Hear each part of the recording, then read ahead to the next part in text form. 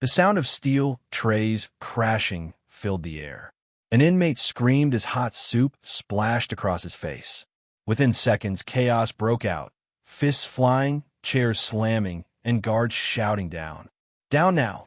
In the middle of the prison cafeteria, a man named Darryl D. Johnson, serving life without parole, stood frozen. A metal fork clenched in his fist, his eyes locked on the man who had just insulted his dead mother. In that split second, fear and fury collided. A fight over food had turned into something much darker. And what happened next would change everything inside Red Rock State Penitentiary, one of America's toughest maximum security prisons. But how did a simple meal lead to a riot that scarred the prison forever? To understand that, we have to go back to where Darryl's story began. The arrival. The year was 2012, and Darryl had just been sentenced to life without parole for armed robbery and second-degree murder. He was 26 years old when the prison bus rolled through the gates of Red Rock. As the steel doors clanged shut behind him, Darryl realized this wasn't just prison. It was a world ruled by fear, hunger, and power. His first cellmate, Miguel Santos, warned him, "In here, food means respect. You mess with a man's tray, you mess with his life." Every meal came with rules. Don't stare too long at another man's plate. Don't take extra bread if you didn't earn it. And never, ever touch another man's dessert. The food itself was barely edible. Gray meatloaf, watered-down beans, and sour milk. But to men who had nothing left, it meant everything. Darryl stayed quiet. He followed the rules. But as he learned soon enough, even silence could make you a target.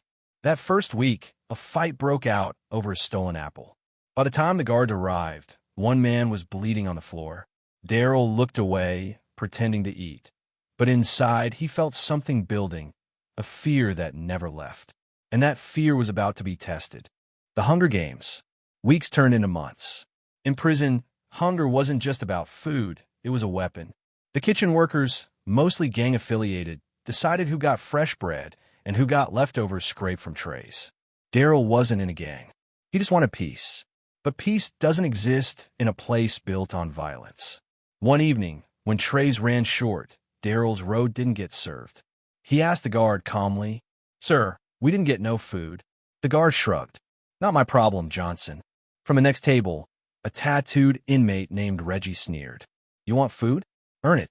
Reggie was a shot caller for the Iron Bloods, a prison gang that controlled the kitchen. That night, Darryl went hungry. But the next day, he found a way in. He volunteered for kitchen duty. Inside that greasy, sweat-filled kitchen, he saw everything. Stolen rations, smuggled contraband, even guards pocketing food to sell later. The kitchen wasn't just where meals were made.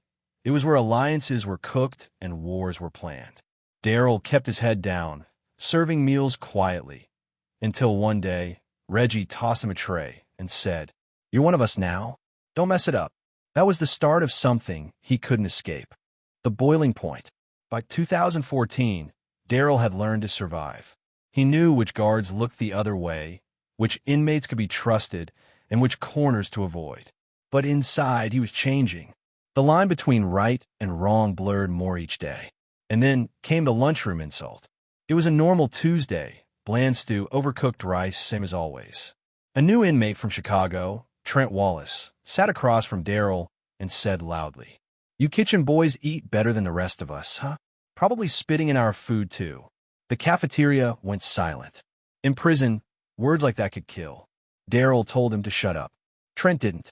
He threw a biscuit across the table, hitting Darryl's chest. That's when the tray flipped. And within seconds, the riot began. Men grabbed forks and plastic knives. Tables turned over. Guards rushed in, pepper spray filling the air. Through the smoke, Darryl saw Trent lying on the ground, face bloody, eyes open, not moving. He didn't know if Trent was dead, but he knew this. His life inside just changed forever. The hole. Darryl was dragged out, cuffed, and thrown into solitary confinement. The hole. No light, no sound, no one to talk to. Just a thin mattress, a metal toilet, and his thoughts replaying over and over. He wasn't sure if he had killed Trent. The guards never told him. Days turned into weeks. He stopped counting. He stopped sleeping. Food came through a slot twice a day, cold oatmeal, stale bread, water that tasted like rust. He'd stare at the wall, wondering if this was what dying felt like. Then, one morning, a guard opened the slot and whispered, "Wallace made it. You're lucky." Lucky. That word stuck in his head, because in Red Rock, luck and survival were the same thing. Back to the yard. After 60 days in the hole, Darryl was sent back to general population. The world outside hadn't changed, but he had. Now, other inmates looked at him differently. Some respected him, some feared him. And Reggie, the gang leader, saw opportunity. "You got heart, D. You proved yourself. We could use a man like you." Darryl didn't answer. He was tired of fighting, tired of fear. But in prison, walking alone meant walking into danger. Soon, the guards announced lockdown. A shiv had been found. Tension rose again. Rumors spread. Another fight was coming. This time, it wouldn't be about food. It would be about power. The final meal. It was breakfast on a Friday, pancakes, syrup, and coffee. The calm before the storm. Reggie leaned close and whispered, "After chow, we move. Yard time. You with us or not?" Darryl stared at his tray. Syrup dripping slowly, steam rising. He realized, if he said yes, he'd be trapped forever. If he said no, he might not live to see the next meal. Then the alarms blared. Someone shouted. A guard hit the floor. And just like that, the cafeteria exploded again. But this time, Darryl didn't fight. He dropped his tray, raised his hands, and stepped away. He had seen enough food, fights, and fear to last a lifetime. Years later, Darryl remained inside Red Rock, older, quieter, and wiser. He worked as a prison janitor, earning $12 a month. He never joined a gang again. Every day, he watched new inmates arrive, angry, hungry, scared, just like he once was. Sometimes during meal hours, he'd look around and think about that first fight, that first tray, that first fear. He knew the truth now. In prison, food doesn't feed you. It tests you. And as he pushed the mop across the floor where it all began, he whispered under his breath, "You either learn or you get eaten alive." The new blood. The sound of metal doors slamming echoed through Red Rock's corridors. It was intake day, the day new inmates arrived. Darryl stood by the mop closet, watching through the small glass window as the new faces were marched in. They were young, too young. Some barely looked 20. Fresh tattoos, fresh anger. And one of them, a skinny kid with nervous eyes, caught Darryl's attention. His name was Jalen Morris, 19 years old. Convicted of armed robbery, sentenced to 25 years.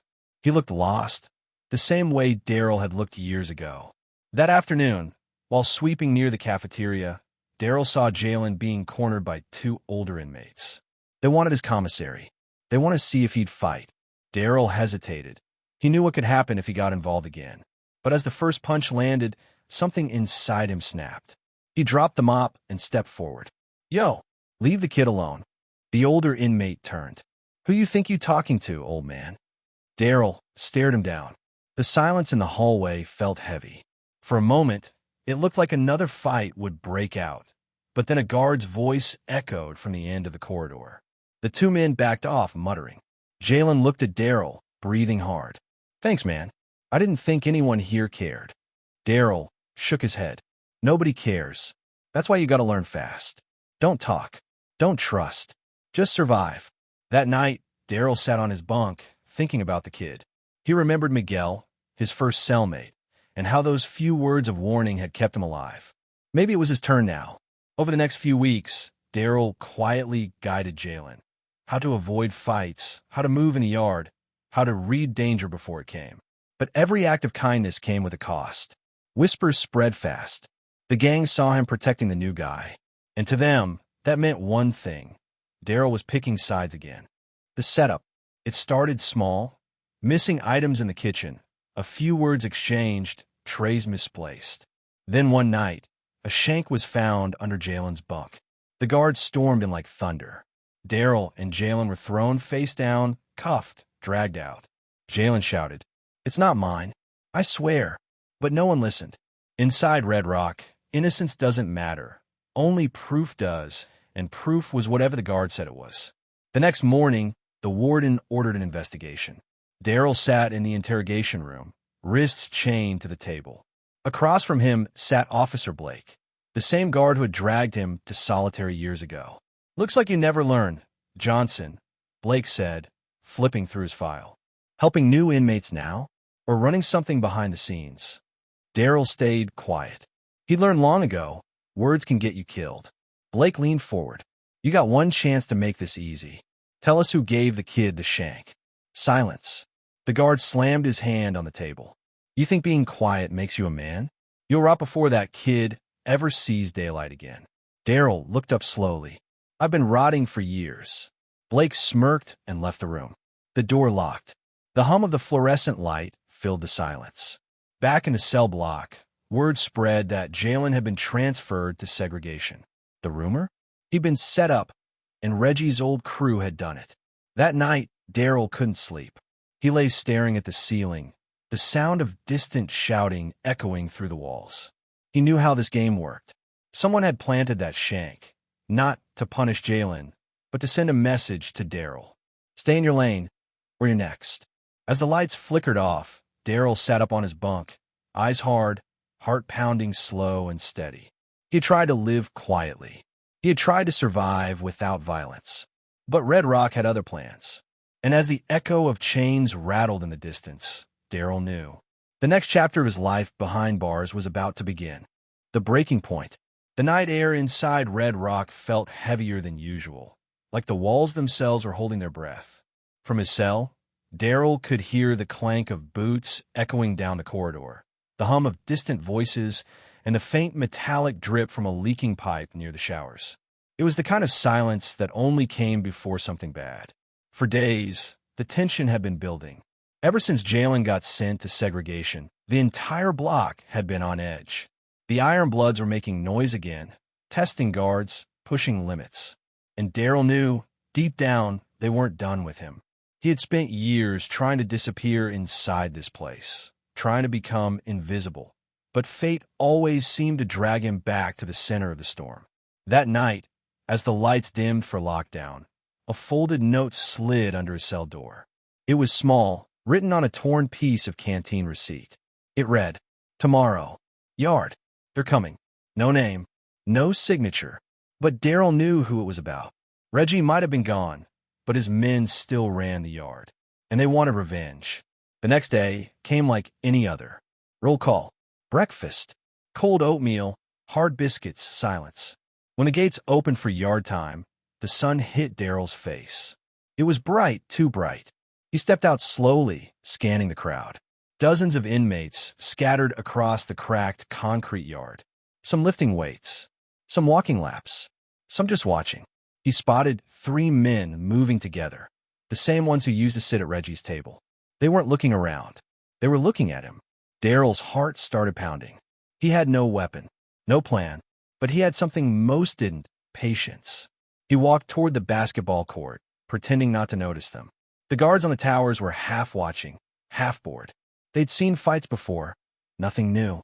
As he bent down to tie his shoe, he saw movement from the corner of his eye. One of the men reached into his waistband.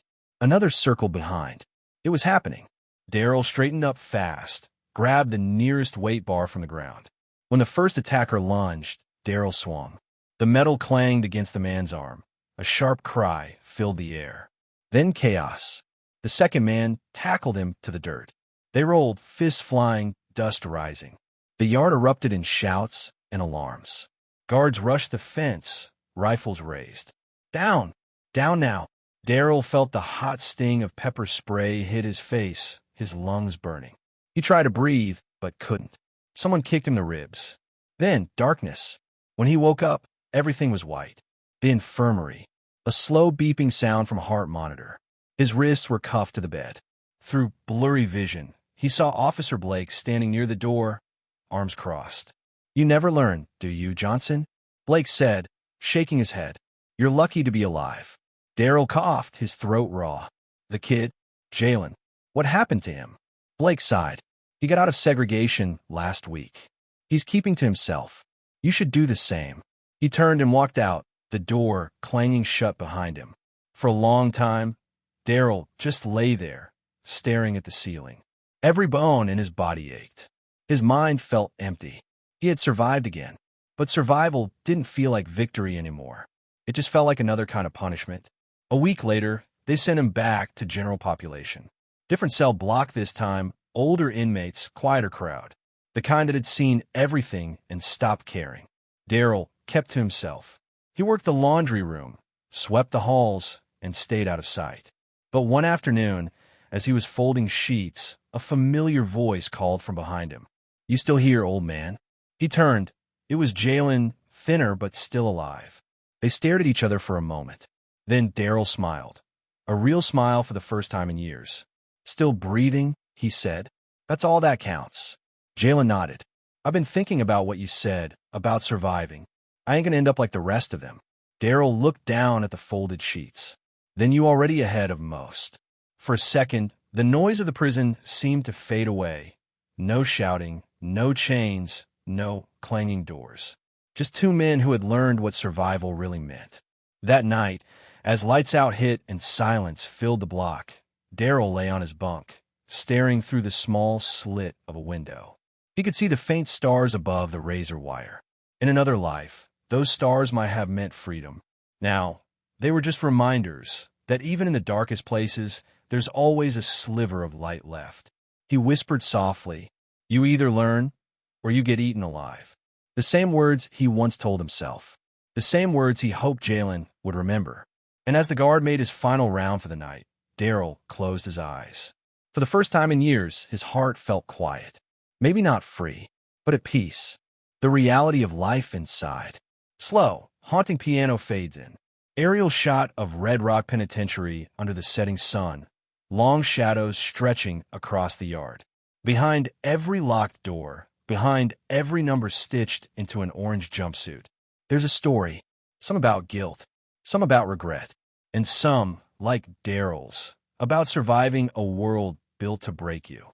Because inside these walls, food becomes currency, fear becomes routine, and silence becomes strength. It's a place where you learn fast. If you want to live, you can't just fight the people. You have to fight yourself. You either learn, or you get eaten alive. And if you were on the inside, would you survive the hunger, the fear, and the fight to stay human? Prison food, fights, and fear. Inside U.S. Life Inmate. Please don't forget to subscribe, like, comment, and turn on notification, because more real stories are coming your way.